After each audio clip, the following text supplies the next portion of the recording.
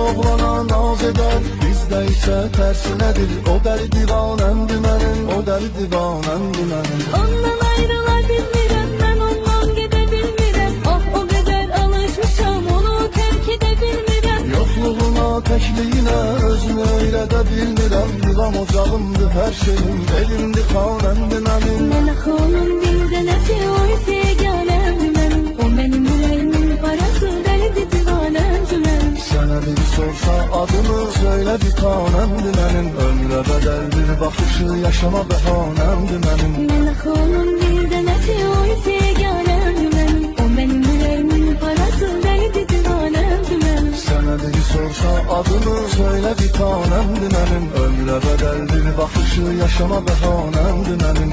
O bir tanəmdir mənim.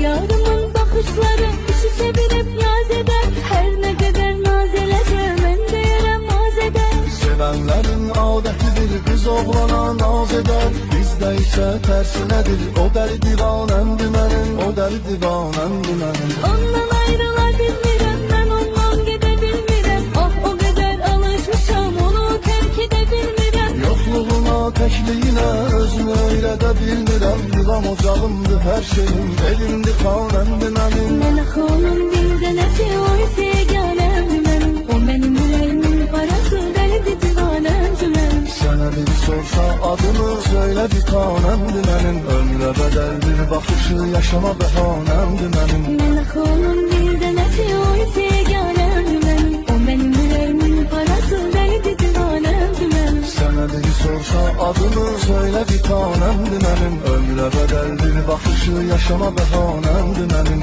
O bir tanəmdir mənim.